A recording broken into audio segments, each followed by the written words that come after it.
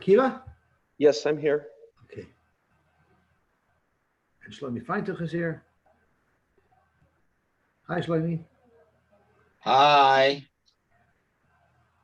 Can you hear me? Loud and clear. All right. Akiva Lamalzel Tov again. Thank you very much. How was the wedding? How was the wedding this afternoon? They're finishing up now as we speak. We thought originally we were going to leave at 5:30 for sure. The chuppah, we're leaving right afterwards. We're not staying, but you know how it is. We were. It was. I don't think they had 30 people here. Wow. Just like by your chasana. Ushazelig. Fantastic. Does the Rav know about the early start time? I think so. I wanted to say hello to Mr. Shields. We should have brachas and the chametz. Dr. Shields was my doctor, and I have very, very fond memories of him. I always left his office with a smile. Oh, yeah. Dr. Shields was nifter? Right. Yeah. Yes. When was he nifter? I believe on Thursday. Baruch Tainamis, I didn't know. He was my doctor. He was my doctor. Oh, the Rav is here. He was my doctor for years in Toronto. Good evening, Rabbi Lowy. Good evening. How are you, Yossi? Haidul Hashem Kitayv. How was Shabbos? Beautiful, beautiful. So you were the host? No, Akiva's the host. Akiva's the host. I'm the host in training. I'm a not Barnat. Are we going to MetLife tonight? Akiva? Oh, because the MetLife is on the screen. I think if there's 13 of us, we can socially distance in the stadium. Okay, here's where we were supposed to be.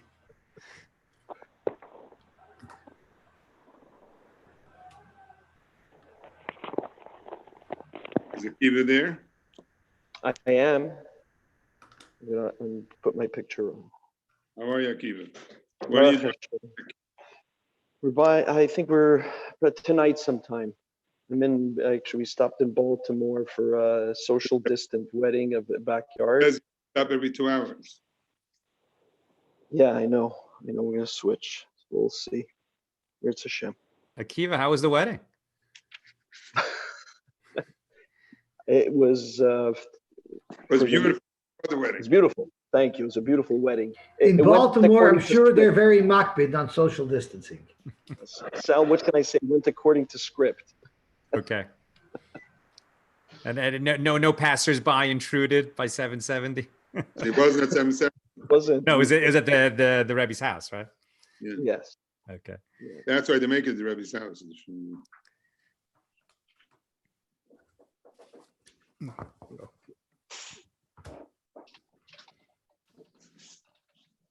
It's 1 minute, 7:30. So yeah, so we'll give them 5 minutes grace, okay, and then we'll start.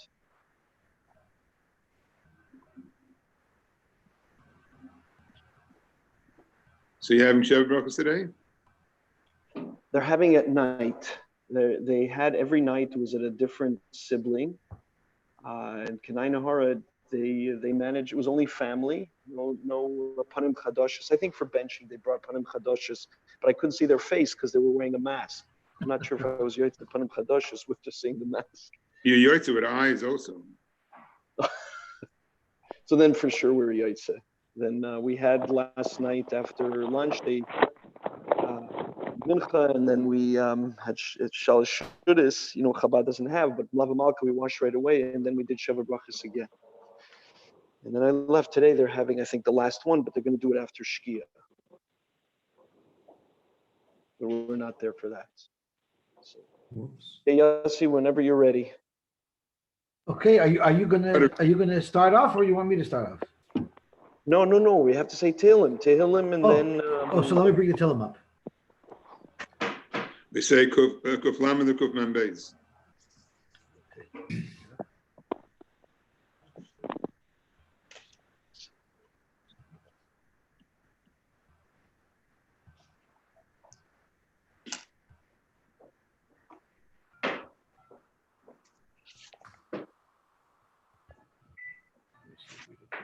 Here. Dusty, you're working hard. I'm trying to do my job, but I didn't do a good enough a job. So let me do this way. Call from 647-893-095.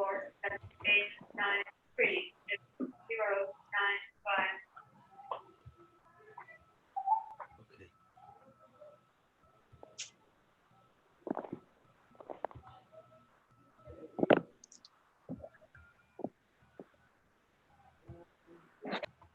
So we're starting with Kuf Membes. Mamamakim and Kuf Membeis. Thursday we're going to have a big. Thursday's Erev Kippur Katan. It's some Kippur Katan. Yeah. All the long ones. Kuf Lamed is on the second column. Yeah. Shir Hamalois Mamamakim Shasicha Adonai Adonai Shema B'Koili Diana Zakshuva is the Koil Tachnonai Mavoina is Ishmaya Adonai Miyamai Kim Chaslicha Leman Tivarei Kvisa Adonai Kipsa Nafshi L'Dvarei Achalti Nafshi Adonai Mishaymim Laboiker Shaymim Laboiker Yachei Yisrael Adonai Kim Adonai Chesed Varbi Moifidus V'Yivd Yisrael Koil Adonai Samaskil David B'Yosei B'Maras Vila Koil Adonai Yazak Koil Adonai Chanesh B'Chon Asichi Tzirasuf Hanavagir Yisad Yivrech Datzvasi V'Yachzu Halech Tom Mefachli Abeid Yominarei Ve'li Makir Avad Manos B'Menei Doish L'Nafshi Zak Elech Adonai Mata Tamach Sechelki Be'eretz HaChayim Akshiv Nasi Geloisi Miyoi Datzim Eroi Defayik Yom Tzumeni Vaytzim Az Ginav Shaloi Tzeh Shemech B'Yachtir Tzadikim Sigmo Elocheinu Kol Yisrael An Etzum Tzom Shiv Yoim Dem Beim B'Yom Beim Yabasha Amakoim Yerachim Aleim Vaytzim Tzom V'Chom Feir Eloheira Mishivet L'Kol Hashbaz Makar V'Noim Aramei Mishbech Hossein Avim Zak Moshe Adom Shalom V'Chom Apes Chaim Doiv Ben Kreindel V'Z Cheskel Baruch Ben Miriam V'Z Aram Tov Etel V'Z Shalom Yosef Ben Handel V'Z Yaakov Ben Delei V'Z Elazar Ben Eli Berezel V'Z Nosat Tzvi Ben Al Tetzir B'Ashkol Kam Salzem S'Chak Kosh Baruch Man Lach Maleim L'Achlimam L'Poisam Yachzikam Yachyoisam Yishach Lem Heira Refuah Shem Shmaim Chol V'Reim Chogadem So Shol Chol Yisrael V'Usnam Shvuz G'Pash B'Oz Makar V'Noimar Amen. Amen. Hey, Rabbi Philip. I'm trying to unmute him, but it doesn't go. Okay. Let me see. Okay, so we're holding our loch in Sechta Shabbos. So we're just going to go focus on two halachas, one in Daf Samach Gimel. The halacha tells us about Daf Samach Gimel, tells us the halacha leyetze ish b'siryoin. It's talking about if someone should not go on a Shabbos with klei milchama, with weapons. So it says a sayif, it's a sword, keshes, a bow and arrow, it's a tris, a shield, all a roimach, a spear. The halacha is lo yetze, should not go out. V'im yetze chayav chatas, and if he goes out, he's chayav chatas. Rabbi Lezer says no. Tachshitim hem loy. It's a tachshit. It's an ornament, and therefore you'll be potter. Chacham say no. It's only a disgrace. As it brings a pasuk, Shenem it says a kitzu charboisam leitim. It means to say you only sharpen your knives to periodically. V'chani soiseyem lemazmerois. V'liyisal goyal goy cherev la'yilmadu oid melchamas. We see from here that when there comes the time, Bez Hashem, of Yimoisa Mashiach, of Lasad Lavai, they'll be all bottle. So therefore, it's only Gnai. However, Rabbi Lezer says, although Bez Hashem will come a time there'll be a bottle. However, at the moment it's necessary, and since it's necessary for now, it's considered a tachshit. That's what's mentioned over there. In halacha we paskin in Shulchan Aruch, we paskin like Chachamim and Siman Shin Aleph, and Siman Shin Aleph Sif Zayin. It tells us that anything that's just mentions their clothes, called a yoytze b'davash a tachshit, as we mentioned last week, and it goes out with anything which is not considered an ornament, a jewelry, derech malbish. It's not about derech malbish. Vaytzia kederech shegin lahoytzi is chayev. He's chayev. However, and not only that, any taksha that we mentioned that is loose, she rachui, she efshaloi bekal lipol, also it's usher. So therefore, the Mechaber says hilkach, like the Chachamim, lo yetze ish lo besayif, lo bekeshes, lo betris, lo beolav, lo beranach. Therefore, the halacha is lo bekelim, she'enam tachshed v'm yotzach chayav chatas. That's when it brings the Shulchan Aruch. However, the question is, however, bezman hazeh, when we find that in Eretz Yisrael, specifically in Eretz Yisrael, they go with neshek, they go with a gun or whatever it is, or even, let's say, even not only that, even bezman today when Atzola has to carry a radio or anything that's necessary for pikuach nefesh. So the Mishnah Berurah brings down a siman shin chav ches, showing a sin shin chav ches and siv katan dazvav and siv it mechaber and sivav, that anything which is mishum safek pikuach nefesh ein medagdikim be pikuach nefesh. You're not medagdik be pikuach nefesh. That's what was brought down. This is only for when it comes to pikuach nefesh.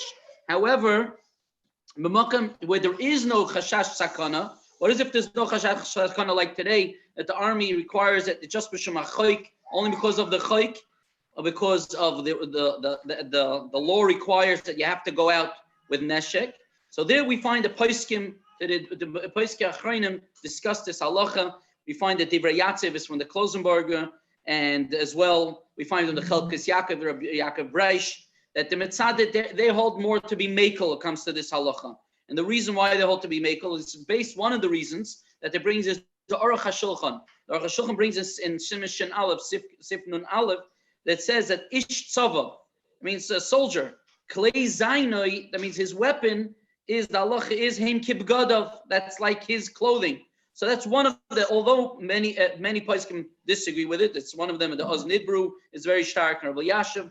Again, the Yesh Alma Lismoich that was says that this halacha, that if it's b'makom, it's no sakana, that this is what they held, those who machlekes apoiskim, poiski achronim, if they can wear it. And if there's an erev, even if there's an erev, the question is, can you carry it? So then there's a shiloh of muktzah.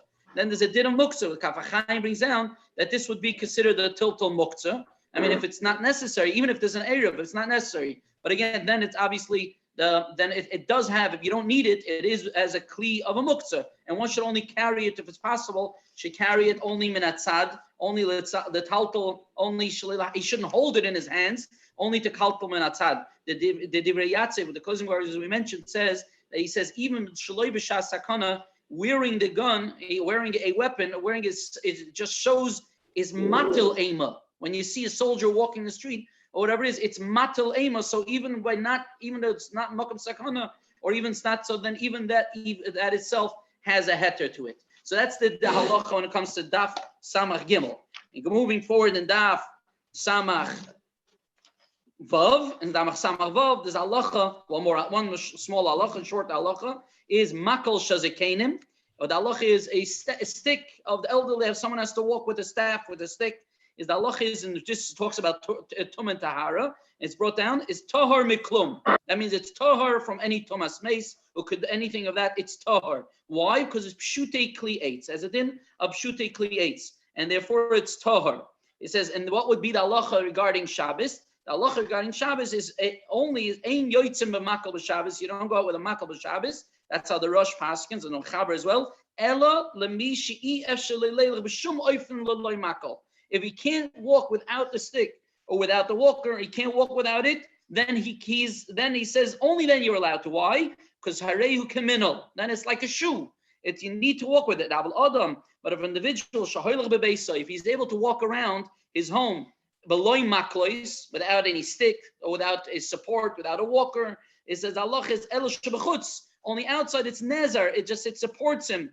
It supports him. To walk with it then would be usher. Obviously, if there's no erev, that's what we're talking about, the halacha. And this is what's brought down again in Siman Shin Aleph. In Siman Shin Aleph, it's brought down la halacha in Sif Yud Zayin.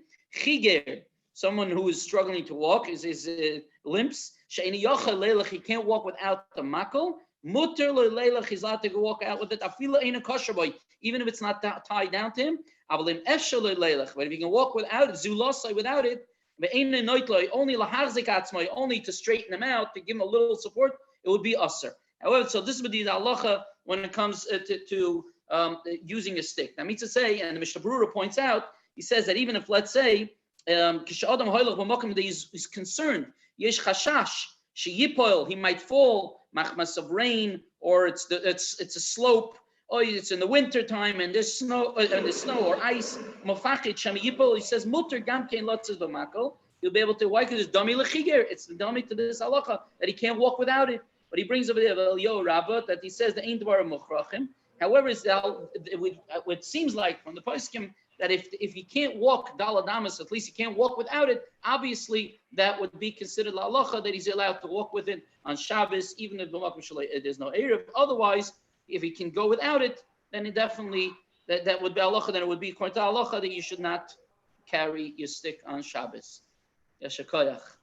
Thank you so much, Rabbi Philip. Anyone who wants to follow Rabbi Philip at 9:30, it's in Agudah Channel B. Rabbi Philip will be giving a shir on Shmuel Aleph at 9:30. Today's sponsor is Jackie and Jody Gans, Lilu Nishmas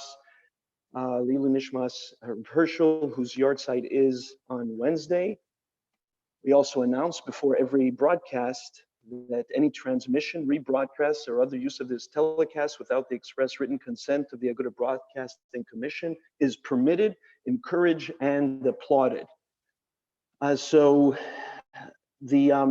have tonight with us Sal Litvak, known as the accidental Talmudist. I'll tell you a little bit about Sal. I should also start it because we all preface this because the Rav on a regular basis tells us what a daf yomi, what it does to a person. A yid that learns a daf yomi is a different kind of yid. It's a daf yomi yid. And when I read his story, the Rav's words struck me very, very deeply. So I'll tell you a little bit about Sal's story, and then we can ask him the question. Now, just as we know, ein muktam amucher b'Torah, we're going to jump around a little bit in time. We're going to go back to tell you a little bit about Sal's history, then we'll jump to 2012, and then we'll get to that famous date in 2005 that Sal will tell you. So Sal was born in Santiago, Chile in 1965, came to the United States at the age of 5. The rest of his childhood was spent in and around New York City. He majored in English at Harvard, where he lettered on the heavyweight rowing team and graduated with honors. He then moved on to NYU Law School, earned his Juris Doctor degree, and passed the New York State Bar exam. 2012, Litvak finished reading the entire Talmud after participating in the 7.5-year daf yomi cycle. Wanting to share the wisdom he learned, Lilmoid Ulalamed, Litvak started a blog and a Facebook page called Accidental Talmudist. Together with his wife Nina, Litvak shares Jewish wisdom, faith, culture, history, and music with over 1 million followers. 1 million followers. He's a screenwriter, film director, and producer who, with his wife Nina Davidovich Litvak, co-wrote the movies When Do We Eat and Saving Lincoln. Litvak also directed and produced both films. He was featured in Ami magazine in 2017. Rabbi Yoel Gold as well did a story on him. So what happened in 2005? Is that the cue for me to speak? Yes. Well, thank you for having me, everybody. It's great to be with you. I guess it must be nighttime or almost nighttime for you. I'm over here in LA. It's the middle of the afternoon. So yes, as you mentioned, those facts are all true about me. And what was left out was that I was quite disconnected from Yiddishkeit for a long time. I was born in Chile. We moved to the United States. I grew up in New York. We went to a big conservative synagogue. I found it very uninspiring. So my 3 days of Hebrew school per week, from which I barely learned how to read, ended after my bar mitzvah. And the really sad thing about that is that I always considered myself a very spiritual person. I had no doubt at all that the world was created by God, because it seemed ridiculous to me that a world would burst into being for no reason. Called the accidental Talmudist or something. Perhaps somebody could mute that particular microphone.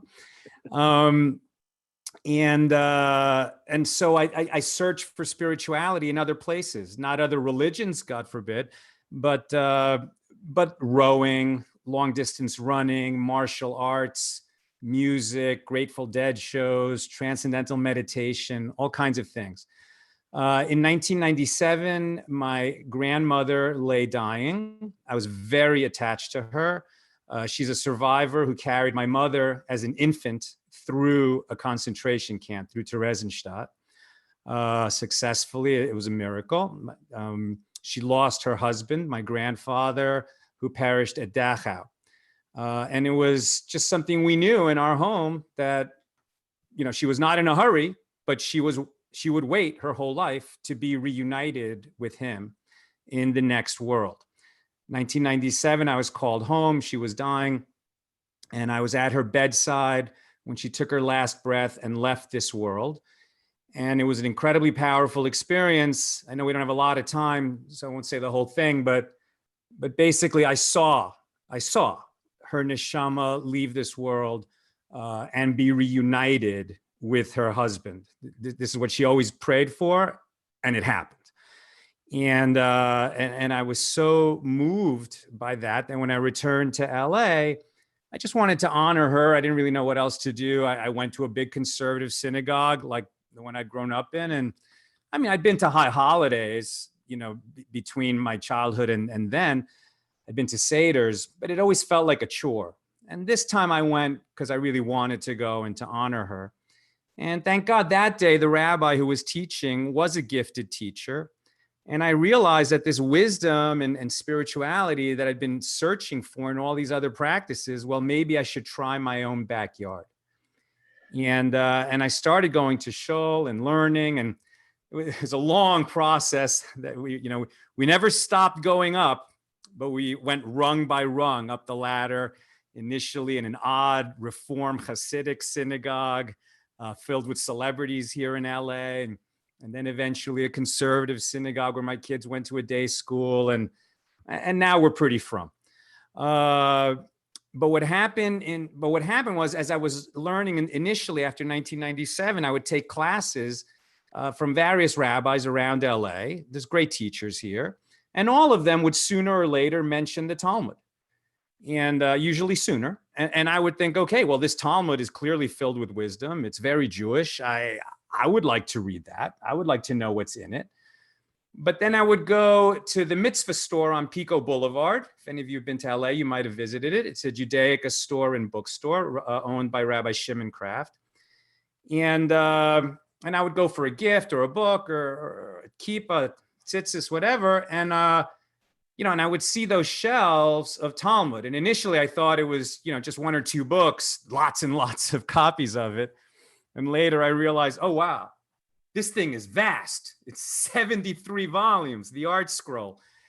And it just seems so enormous to me. And, with no yeshiva background, it just seemed completely inaccessible, too large, too intimidating. And I even had a feeling that I wasn't allowed to read it. I'd heard that Kabbalah, you need to be 40. I thought maybe Talmud, you have to go to yeshiva. Maybe you even have to be a rabbi to open those books. So I guess it's not for me. Repeat many times. And then one time, 2005, I was in that store. I looked at those volumes. I started to walk away, and something stopped me. And I thought, this is ridiculous. I did major in English at Harvard. I graduated with honors. I completed law school and took the bar. I got an MFA in directing from UCLA Film School. My wife and I are bibliophiles. Our house has always been filled with books. And now I'm backing down from books.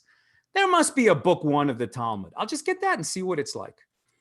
So I picked up the nearest one. So, okay, volume 1 of the Talmud is Brachas. Happen to have one here. I found the Brachas on the shelf. And now I'm feeling good. I'm walking to the counter, and the kid at the register, I learned later, was a young fellow named Zach Plotzker. So Zach is ringing up my volume of Brachas, and he says, well, you're doing Daf Yomi. So I said, what's Daf Yomi? Now, those of you who are looking at your screen and not just listening, you can see this is what Zach did to me. He went like this. He lowered his glasses down to the tip of his nose and looked over them at me as if to say, are you kidding me? And I thought, oh man, Daf Yomi must be a code. If you don't know the code, you're not allowed to read the book. And now he's got to get rid of me without embarrassing me. And this is so awkward. How do I get out of here? And Zach said, Daf Yomi is a program where people around the world read the entire Talmud on the same schedule, Daf Yomi, 1 page a day. It takes 7.5 years. And today is day 1. So let's review that. I happen to buy book 1 of the Talmud on day 1 of a 7.5 year cycle. It would have been amazing if I bought book 1 in week 1, or even like day 2 or day 3 or, the penultimate day. Oh, any of that would have been amazing. You know what? If it was the first month, it would have been amazing. But it was day 1. When Hashem wants you to get a message, he makes it clear. And I said, okay, God, I get the message. I guess I'm doing Daf Yomi. And I started reading. And I learned right away that you shouldn't learn alone. So I looked up here in LA. Okay, a Daf Yomi class is called a shiur. And there's 3 kinds of shiurim. There's English, Hebrew, or Yiddish. So English is going to be for me. And there's one at Eula Boys High School at 9 p.m. So I go there, I sit down, I got my art scroll, other people come in, the rabbi comes in, and he starts speaking much like the Rav spoke a few minutes ago, where every other word from his mouth was in Hebrew or even Aramaic.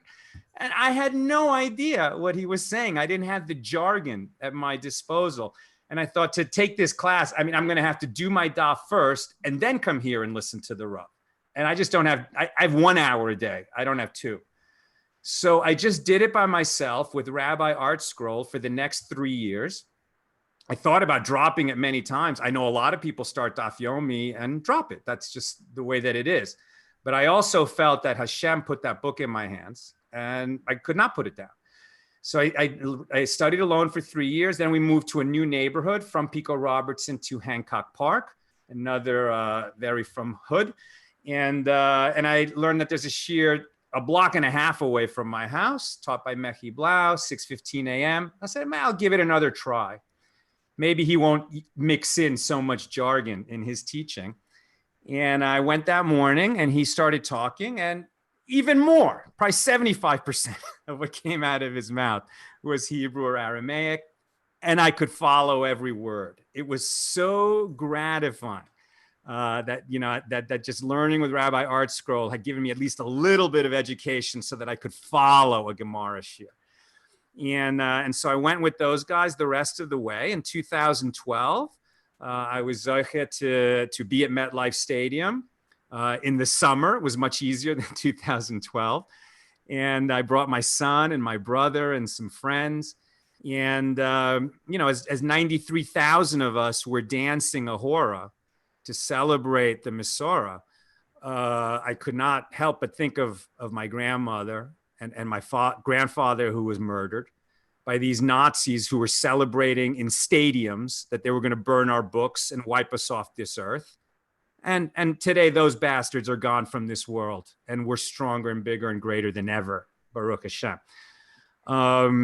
And I also thought, I should tell my story because maybe one other Jew would hear it and attempt Daf Yomi, and it would be worth it just for that.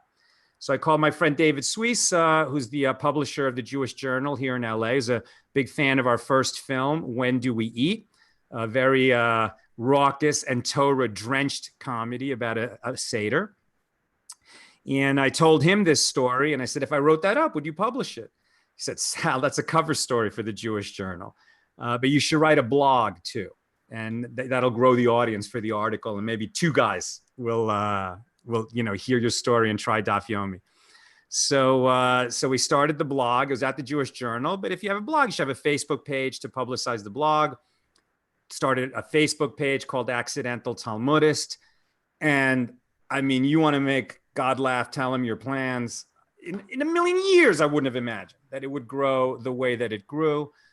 And so today in 2012, we have 1 million followers in 70 countries.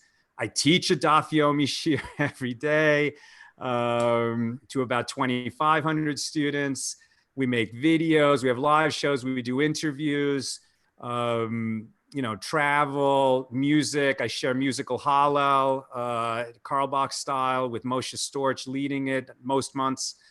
And my life is completely changed. I mean, I run a nonprofit called Accidental Talmudist.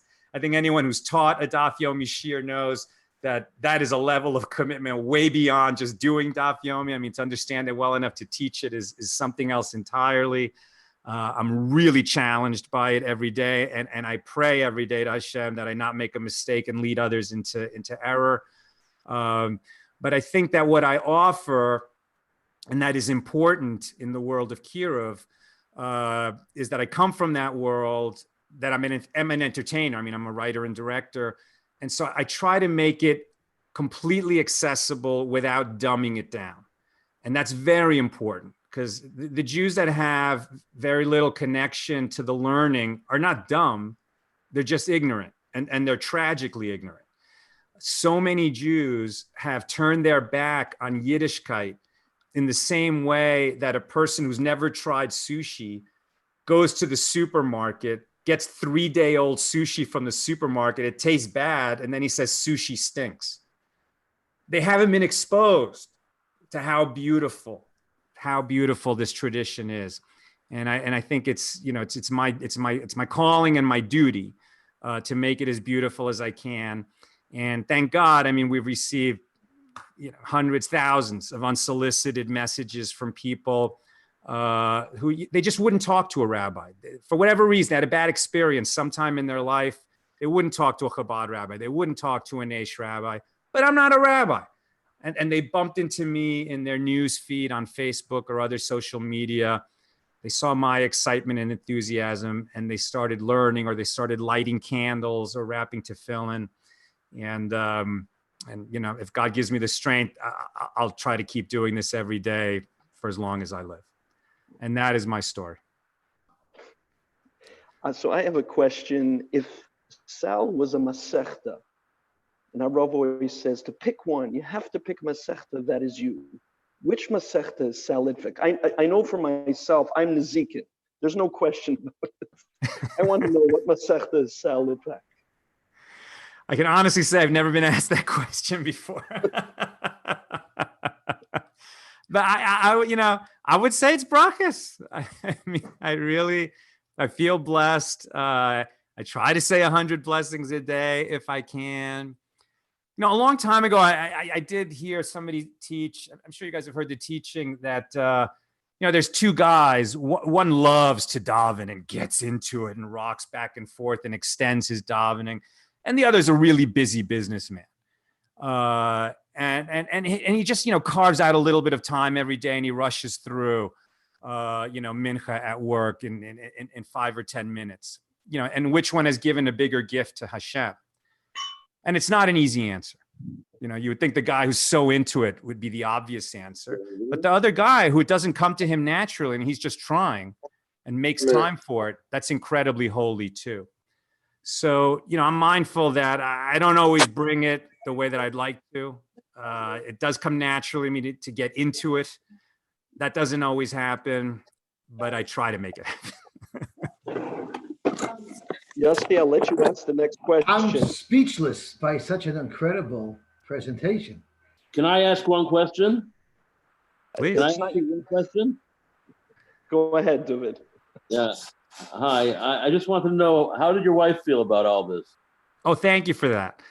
So when I came home that day in 2005 and I told her this, and when she tells this story, it's great. She says, okay, Sal is a little kooky. And he comes home excited about things all the time. So initially when he said this, I was like, he must be making this up. And so immediately she Googled, Daf Yomi. She saw that, yes, indeed, I had just bought that book on day one of the cycle. Now, she had even less background than I. Her parents are Jewish, but the only Jewish thing they ever did growing up was not have a Christmas tree. but her grandmother died in the same year that my grandmother died, and that was the year that she and I met. And she was always very open to it. She actually, her parents were artists, and there was just zero Yiddishkeit around her, even though everyone was Jewish. They were all like militantly secular people. But she, from a young age, was curious about it. She just had no one to explore it with. And so when she was an adult and was free, started learning. And she would put together seders for her friends. So when I came home with this story and she looked it up and she said, okay, let me know how I can help. And she absolutely picked up the slack. There was an hour of me that was no longer available. And she recognized immediately how valuable and important that was. And when we created Accidental Talmudist, she does half the work. She doesn't like to appear on camera as much as I do. But she, every Thursday, she writes a story, an article. We call it Thursday Heroes, about an unsung hero, often Holocaust heroes, Jews or non-Jews who saved Jews from the Shoah, other kinds of heroes as well, modern and historical. And she's an equal partner in all this work, and nothing that I do at Accidental Talmudist would be possible without her. Does she have a support group for wives of Magidei Shir? Oh, what a good idea. It's a very good idea.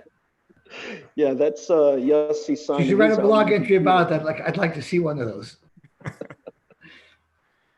At what point in your journey did you become Shomer Shabbos or quote unquote frum, and what was the trigger? Okay, so that's a really good question. Perhaps the reason that we were so slow in becoming proper about it is because I learned a teaching early on. Somebody told me, yeah, it doesn't matter where you are on the ladder, it matters which direction you're moving.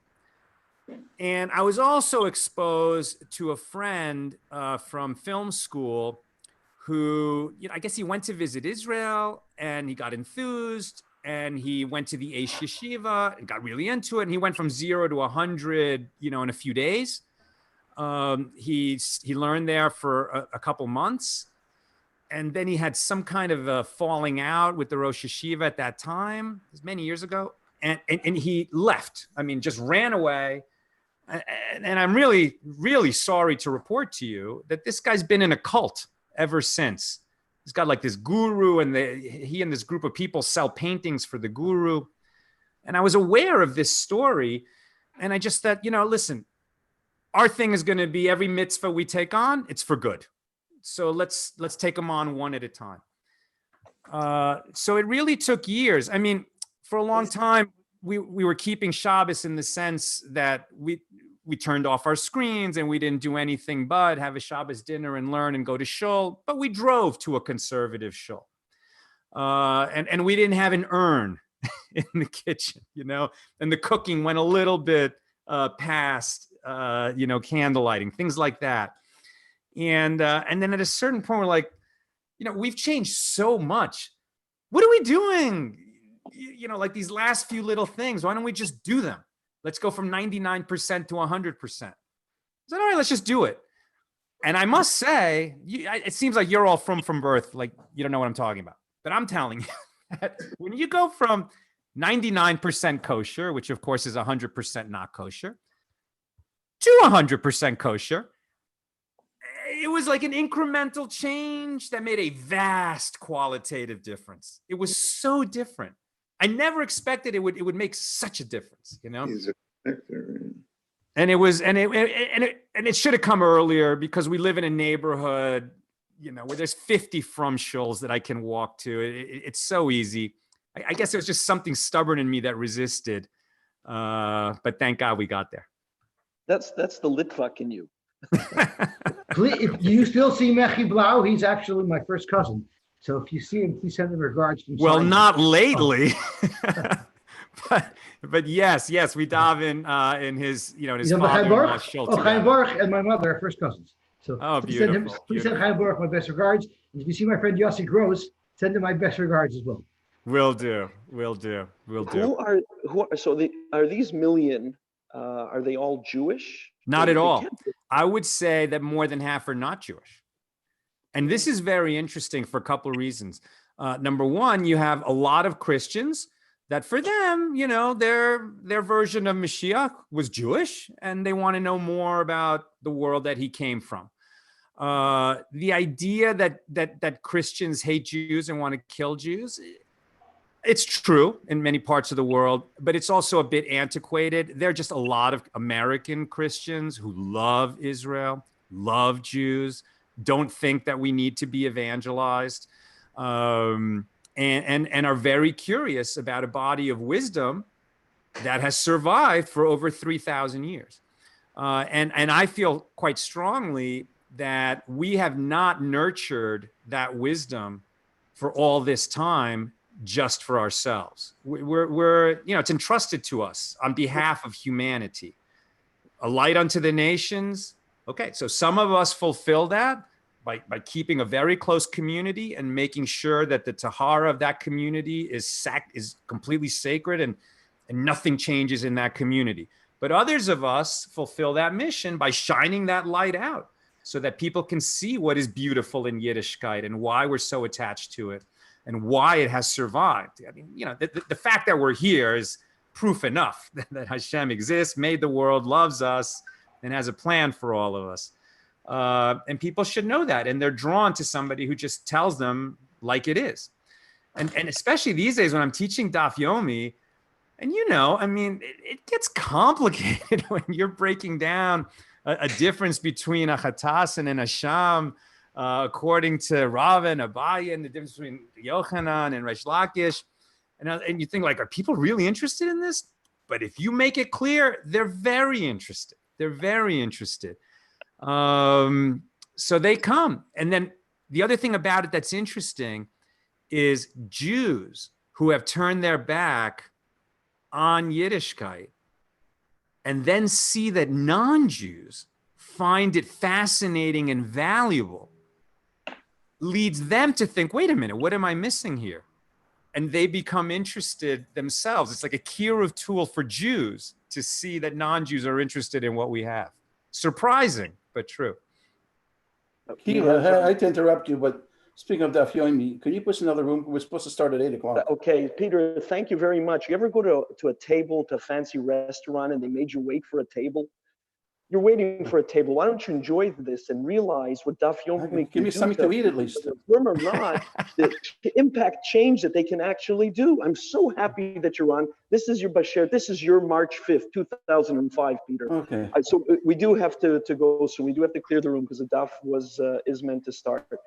I wanted to ask you, do you enjoy the learning or the teaching more? You're one of the few people that is zoche lilmod ulalamed, to learn and to teach. Which part do you enjoy more? And then I'll ask. They're really inseparable, right? So each day, so that I'm able to teach it, I have to learn it at a much deeper level than when I was just doing Daf Yomi before. It's just, to learn something so that you can explain it is very different than just reading it. And that's why I don't teach the whole daf. I pick a few key concepts from each page, try to learn them well enough to give them over. And I just don't think there is a difference between learning and teaching. It's the same thing. I would encourage everyone who's on this call, please check us out. If you go to accidentaltalmudist.org, you can sign up for an email. We don't send them out that often. It's just a digest email that shows you different things that we've been posting. In case you're interested, you can see it. But you'll be in touch with us. And it's just going to be an unusual email in your inbox that I know is already filled with other emails, but this one is unique. And I hope you'll join our list at accidentaltalmudist.org. Thank you. The Rav is going to give you a bracha, and we'll have to close off with that. But the Rav reiterates that Rabbi Shapiro's dream was that two Jews, wherever they might be, can always discuss the daf. Rabbi Shapiro never described what kind of Jews they are. So two Jews of any color can discuss the daf, and you're living proof of that. Rabbi Lowy, you have the last word, and give this special person a bracha. Thank you very much. And I don't think you should call accidental Talmudist. You should be called the Talmudist. You really, really, it's unbelievable what you did. Thank you, Rabbi. And I think every one of us who was on this call really, and that we only changed the world. And it's interesting this year, gathering at like Bomer and Miron. The gathering this year was the Daf Hayomi all over the world, and so many different people were inspired by it, and we're all inspired by you. And Hashem should help that you should continue your beautiful work that you do, that you're inspiring, and the Gemara brings down that Hananiah, Mishael, and Azariah were drowned in the spit because the Goyim came and said, "Look, you have such a God, and you don't realize who your God is," and that's what you're teaching us, teaching the world how beautiful Torah is, how beautiful Yiddishkeit is, and just seeing you the way you enjoy it, and seeing your slahavus and your enjoyment in it is also a lesson for all of us. Hashem should help you and your wife and your family. You should continue to have bracha. You should live a long life and a healthy life, and continue your good work. And you should have 2 million, 3 million followers. And Hashem, next time we speak to you, you'll tell us to finish us again, and maybe you're going to start your Yerushalmi next and make a Yerushalmi. Mazel tov, mazel tov. Thank you very much. Amen, amen. Thank you so much, Rabbi. Thank you, Sal. May the blesser be blessed. Thank you, Sal, for coming on. Let's-go has Yerushalmi also. We just read Rabbi Yochanan is the author of Yerushalmi. That's right. According to Rambam. Thank you. Thank you. Amazing. All the best, my dear brothers. All the best. Thank you. Thank you.